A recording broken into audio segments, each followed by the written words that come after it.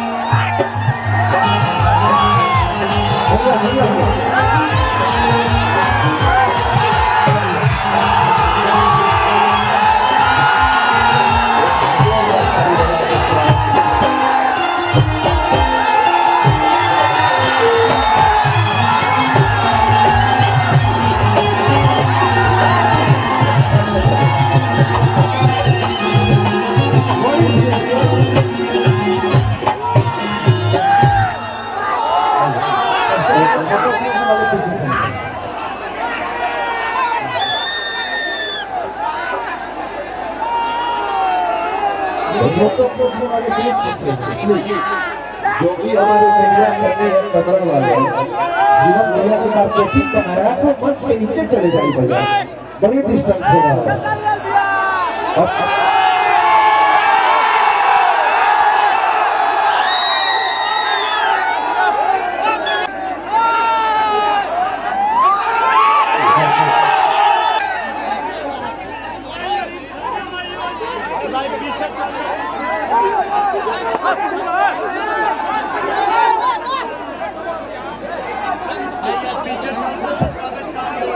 Hello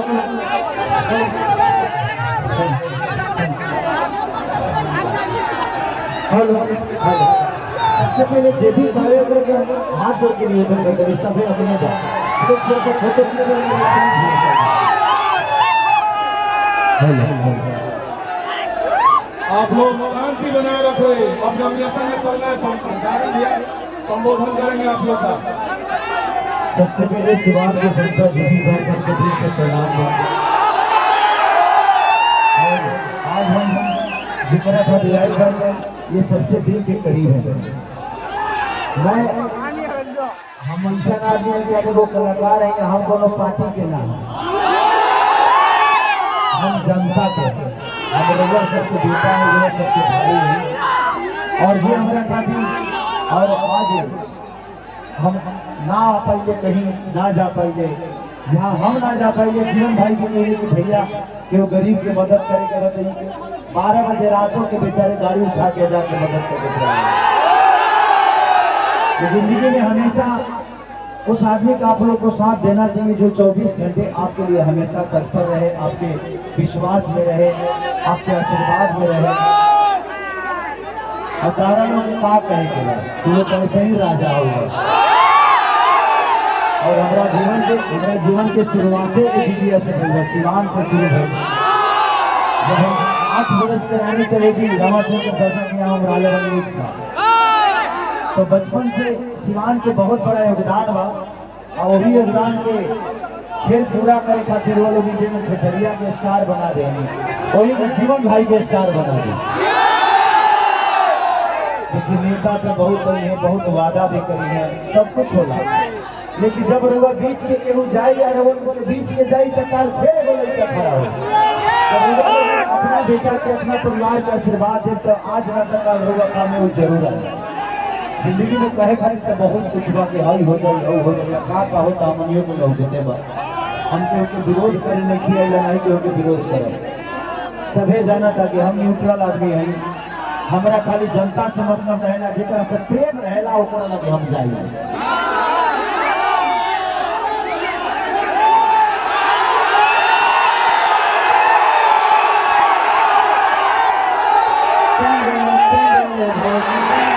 heroine के काबुल सब करे कि विकास ये दुनिया के विकास करे आ तारे के मनोरंजन के काम पे सही लगा दो પછી તૈવો ના અને હાલત કે જોર से हाथ उठाओ आया भी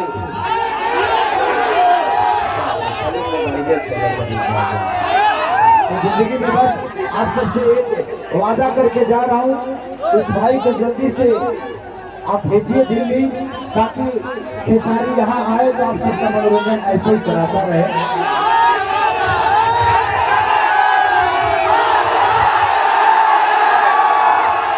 अभी हमारे बिहार के 3 बच्चे टॉपर किए मैट्रिक में, और तीनों जगह भाई मैंने बोला और लैपटॉप लेकर पहुंच गया, तीनों का सम्मान दिया।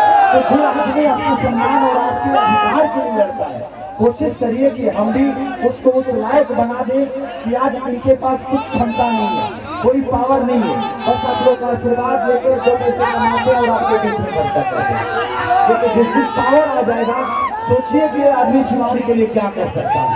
तो आप सबका अब नेतृत्व बनता है और आपका दायित्व बनता है कि कोई आपके बीच में आकर कुछ करना चाहता है तो कोशिश करें कि आप भी उसके लिए अपना बेशकीमती, दुनिया का सबसे बड़ा कीमती चीज आपका वोट होता है, और इस वोट को देकर और इस भाई को जल्दी से दिल्ली भेजेंगे ना। अब फिर हम बीच में आइए करब 7 जून के हमारे को सिनेमा रिलीज होता रंगे बसंत, बहुत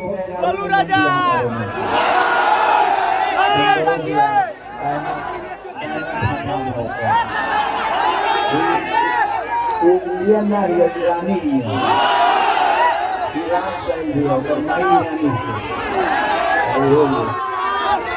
ईरानी प्रदर्शन कर दिया वो सबके बीच में 7 तारीख को, लेकिन हमरों के हॉल में जाकर और असर बात है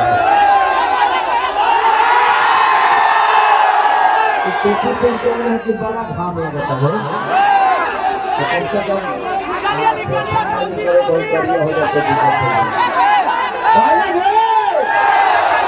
अब तो चिंता ही बोलो चला तो फिर सनी में मिल जाए।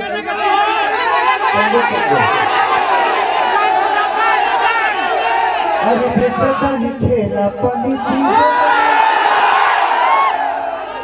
मन से मेरा बेची पीछी कि नहीं ले तो सरा